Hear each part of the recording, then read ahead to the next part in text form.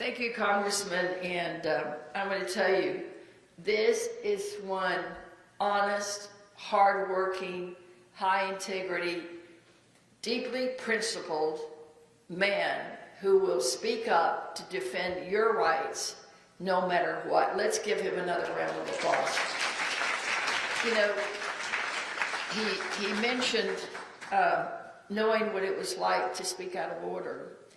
And I can tell you that I was proud to stand with him in the well during some of those procedures that were happening in the Congress, because it's important.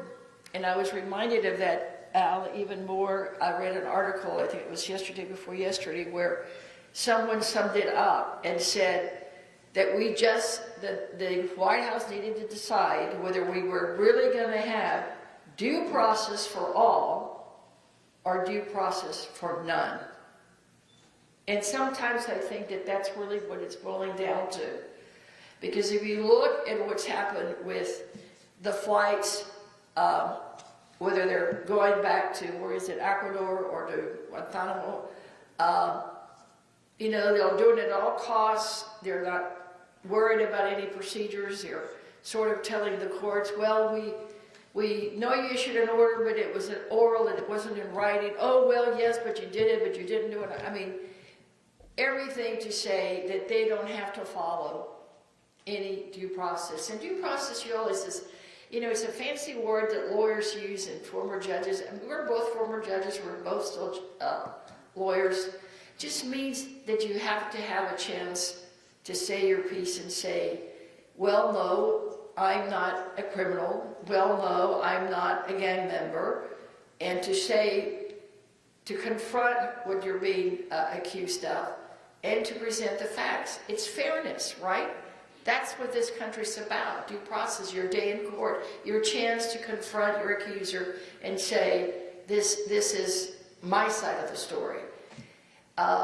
So I think that the person who wrote that article is absolutely correct. We cannot have a country that is supposed to be about the rule of law, just ignore procedures, ignore law, and do whatever they want, because if you do that, then not only is it lawlessness and the old Wild West, it's also the first signs of anarchy and fascism and all the things that this country has been against. And this man has always stood up for your right to due process. So what we've seen now is just simply not right. It's un-American. It's something that should not be accepted. It started, yes, with the green cards or my red card. He's absolutely right. We're all doing this across the country to make sure that people know their rights. And I tell people that the bottom line is, if they knock on your door, there's no law that says you have to open it unless they have a signed arrest warrant or search warrant by a judge, not an immigration, I think, what do they call them, immigration detainers? You know, those are administrative procedures. They're not like the ones from the courthouse downtown. So if it's not an arrest warrant or a search warrant, you don't have to let them in. And for those people who say, oh, well, they're having all these rallies and things and telling people to resist arrest, we're not saying that. We're simply saying that you have rights under the Constitution, and he went through them all, and so I won't repeat it. But it's basic rights that every American and everyone who is residing in America has. And this is what we were concerned about, is just making sure that people knew their rights, because we do have a very, very real fear of deportation in our communities. I held a round table with small business owners just last week. One restaurant owner told me that people are not coming to the restaurant because they're afraid, and the workers aren't coming to work. So her revenues have dropped. She used to make about $3,000 a day. Now she's making, if she's lucky, $2,000 a day. And she's lucky if she can attend to people as quickly as she wants to, because she doesn't have the staff. because they're afraid too. We even had a person there who runs one of these companies that takes people on trips back to Mexico or to other parts of the country. And she was telling me that their bus trips have dropped round trip, because people are not buying tickets to go visit a family member and come back. They're buying a ticket to go and get out of Texas because they know that they need to go to a state that perhaps is not as volatile and as hard on people because of their immigration status as Texas, that we get just too much attention. So they're going to states where there's work, but where there's less immigration activity, less enforcement, less ICE rates. So we're losing workers in that sense too. They're just leaving the state. They're afraid, they're leaving the state, so that means that companies are hurting. So we're also hearing about people with green cards, people in mixed status families, getting picked up by plainclothes officers. Imagine the fear, as the congressman said, that you're just walking and somebody that looks like any one of you right here in the room, except they have masks on, stops you and picks you up. You don't know who that is. You don't know if you're being kidnapped. You don't know if you're a woman. Are you being picked up by the police or by a human trafficker? If you're a child, is it someone who's going to abuse you and take you away? I mean, it is just horrible. These things don't happen in our country, but now they are. So when we started this Know Your Rights work, it was really meant to just let people know what may happen if they come to your door. We never thought, and it's all been y'all just within the last month. That's how quickly this stuff has bubbled up. And you see how they defend everything on those flights. But it's nothing to be able to just suggest that they're doing something wrong. They're doing something unconstitutional. They're doing against every single value that we have in this country.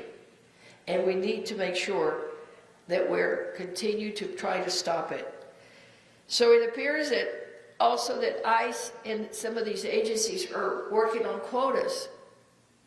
That's not good either. If I told you you're going to go pick cotton and you better pick 300 pounds a day, period. Well, there's an incentive for you to work your ass off, right? Forget those 300. Or if you're fishing, if you catch 50 fish, you're going to get a bonus. Or if you don't, then we're never going to let you fish anymore.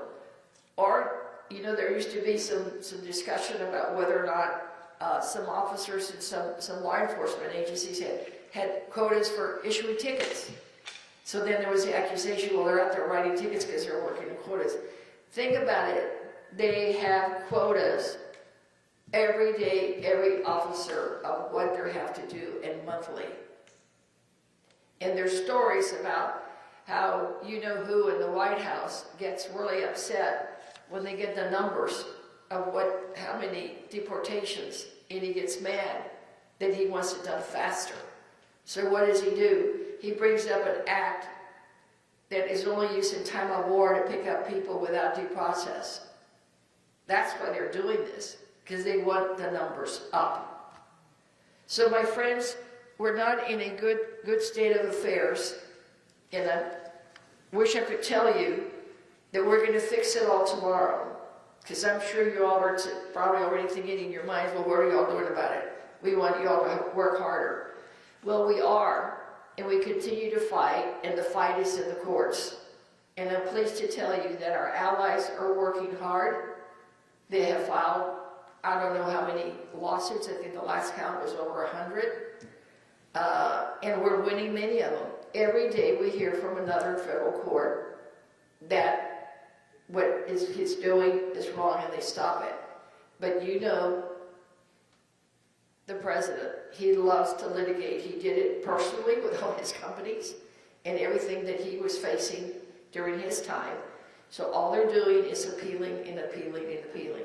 So now he's mad at the judges if they disagree with him, and he's talking impeachment, and he's talking about removing judges. So it's a vicious circle, but again, another sign of someone who wants no opposition and wants to just rule. I always said, if you all remember, during the impeachment trial when I was an impeachment manager, that he was a dictator wannabe. And he's almost there, you all, and we have to put a stop to it. So I want you to know that we will continue to fight, we'll continue the lawsuits, because we're fighting for working families, we're fighting for our children, we're fighting for our veterans, we're fighting for our seniors, because the cuts that he's doing, he distracts us with all these things, because in the other side of the aisle, they were making cuts to Medicaid to a point that we've never seen in history before. They're making cuts to veterans programs. They've already fired, laid off, whatever word they use, about 6,000 veterans from federal jobs. Just this week, he tried to break all the contracts with the federal unions. These things are real, and they're happening, and they're chaotic, and they're hurting families. And we will continue to fight for families. We'll continue to fight to make sure that our prices go down, not only just for the eggs, but prescription drugs, for all the things that matter to people. We want to make sure that we protect your pocketbook, and that Elon Musk and his friends don't increase what goes into their pocketbooks. So thank you all for being here, and thank you to all our elected officials and all the panelists. I look forward to a robust discussion, and let's keep the hope, and let's keep praying, and let's look to 2026 to making the kind of change that we need to keep our country the democracy that it is. Thank you all very much.